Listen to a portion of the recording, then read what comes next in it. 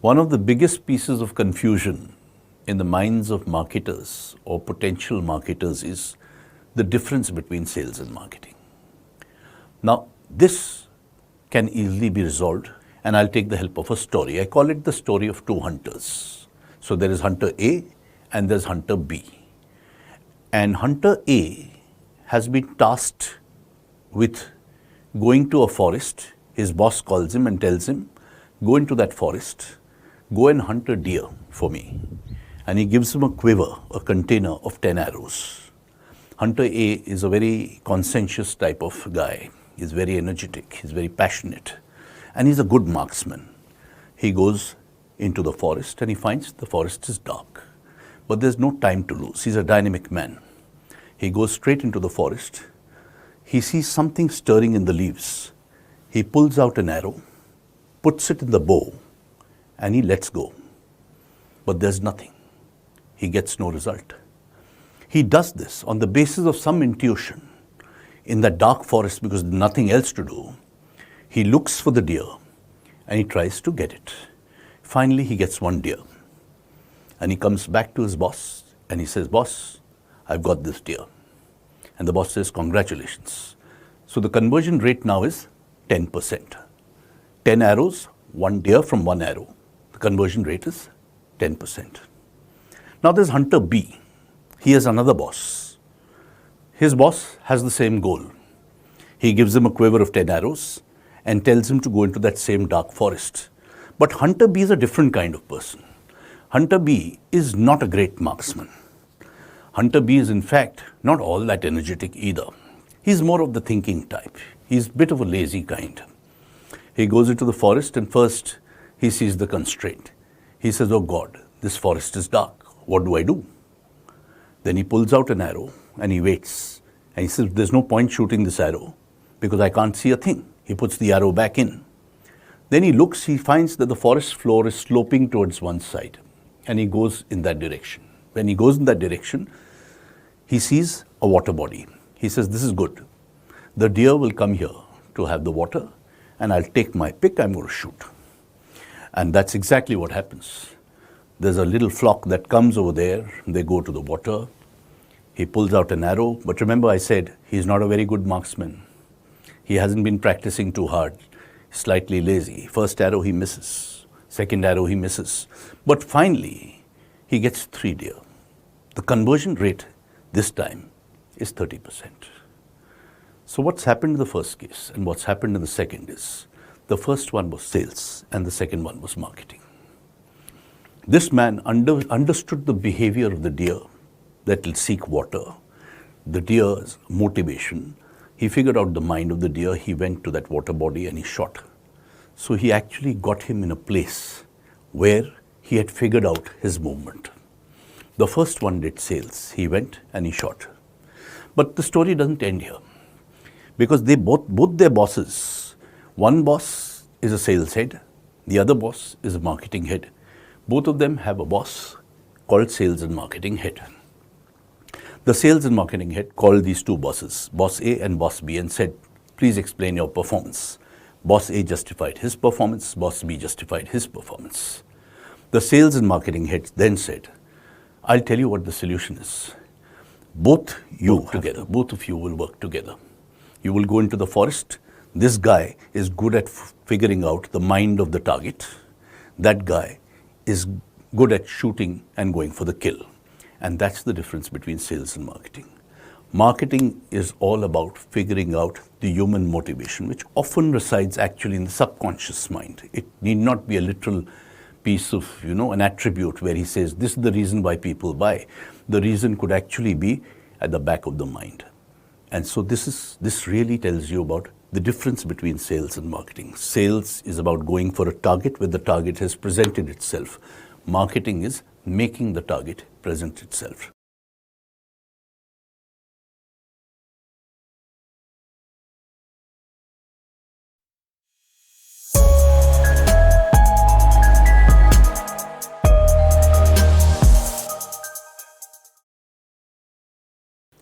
Now, one of the very interesting things you will find in life is everyone talks about something called a brand. everyone knows, supposedly knows what a brand is.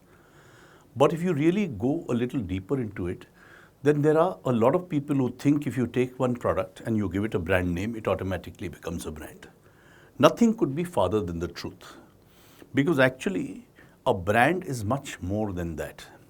I'll give you a simple example, that there is something called a commodity and there's something called a brand. And to understand the difference between the two, we have to understand how people buy. What people really buy is a ratio. They don't just buy on the basis of some product features and a price. They actually buy a ratio. This ratio has a numerator called perceived value. It has a denominator called price, the price you pay for it. Now, when the perceived value, the numerator, is equal to the denominator, which is the price, that product is a commodity. In other words, you buy loose salt, you give 5 rupees for it, you attribute 5 rupees value to it, it is a commodity. Now, let's say you buy a branded salt.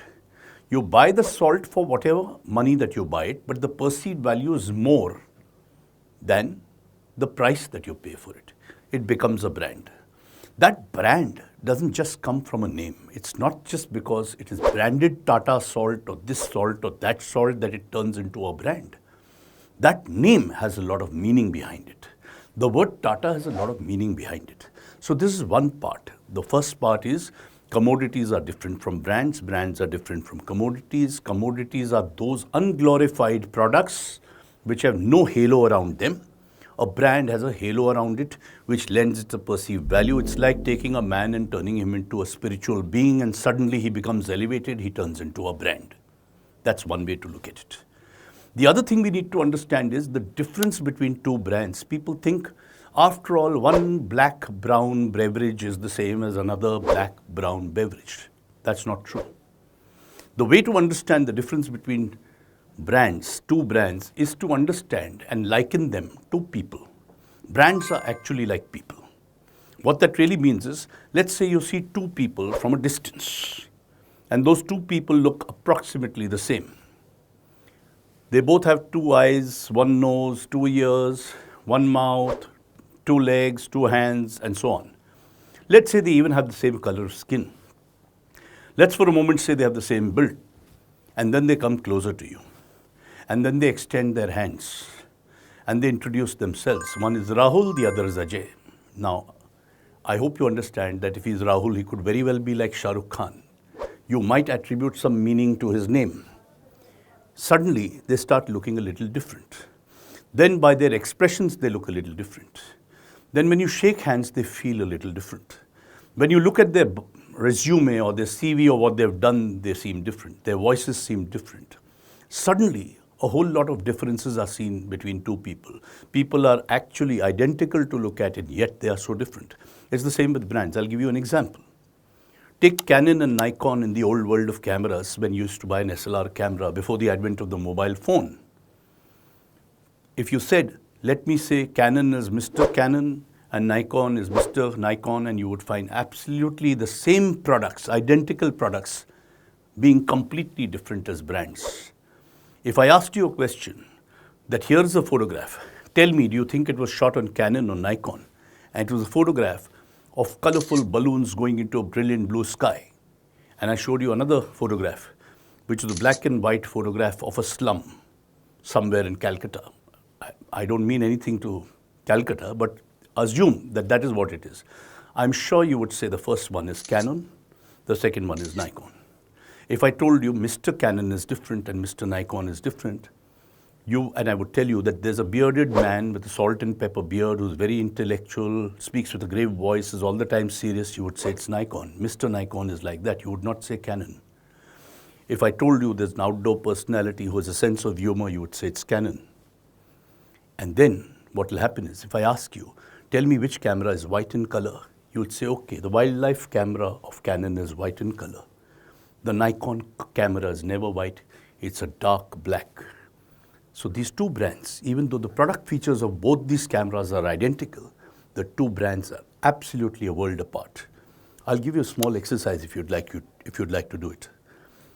Just treat Canon as a character and do his personification, describe the human being he is like he was a character in a story, and do the same for Nikon. And you'll be shocked how different they are. They would be two different brands appealing to two different types of people. And that's how marketing works, and that's how branding works with respect to marketing. I hope you enjoyed this video. There'll be a few more. Thank you.